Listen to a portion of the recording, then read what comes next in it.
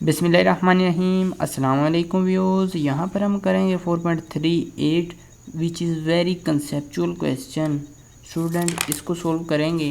मैं छोटे छोटे इसके मुखफ़फ़ यूज़ करूँगा, ज़्यादा मैं लंबे स्टेटमेंट यूज़ नहीं करूँगा। जिस तरह कहता है कि पहले में मीन जो है हमारे पास मीडियन के इक्वल हो, मीन को मैं एक्स बार से रिप्रेजेंट करूँगा, आप डायरेक्ट मीन लिख सकते हैं।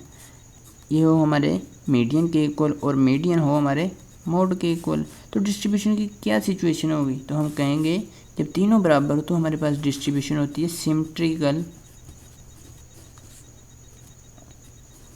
ठीक है, तो इसको मैं ग्राफ की मदद से भी आपको बता दूंगा। तो नेक्स्ट वो कहता है कि मीन जब हमारे पास बड़ा हो मीडियन से और मीडियन बड़ा हो मोड से, तो हमारे पास डिस्ट्रीब्यूशन जो होगी वो क्या होगी। देखिए स्टूडेंट, जब मीन सबसे बड़ा हो तो हमारे पास डिस्ट्रीब्यूशन जो होती है वो पॉजिटिवली स्क्यूड होती है। और जब वो कहता है कि मीन हमारा लेस देन मीडियन हो और मीडियन लेस देन मोड हो, तो क्या होगा डिस्ट्रीब्यूशन। स्टूडेंट, जब मीन हमारा लेस देन मीडियन और मीडियन लेस देन मोड होता है तो हमारे पास डिस्ट्रीब्यूशन जो होती है वो नेगेटिवली स्क्यूड होती है। अब इसी तरह चौथा क्वेश्चन जो है ये MCQs में अक्सर पूछा जाता है, चौथा और पाँचवा। ठीक है, तो इसे आपने लाजमी समझ लेना है। कहते हैं बीटा 1 जब हमारे पास 0 के इक्वल हो।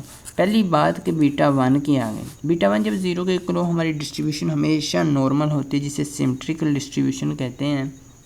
ठीक है, तो पहली बात डिस्ट्रीब्यूशन हमारी होगी सिमेट्रिकल। दूसरे नंबर पर कहता है कि बीटा 2 हमारा 3 के इक्वल हो। जब 3 के इक्वल हो तो हमारे पास डिस्ट्रीब्यूशन जो होती है वो मेसोकार्टिक होती है।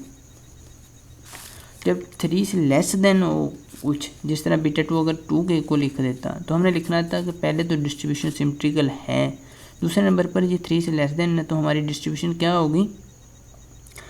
आपको पता है कि जब 3 से लेस देन हो तो हमारी डिस्ट्रीब्यूशन प्लेटिकर्टिक होती है, जब ग्रेटर देन हो तो लेप्टोकर्टिक।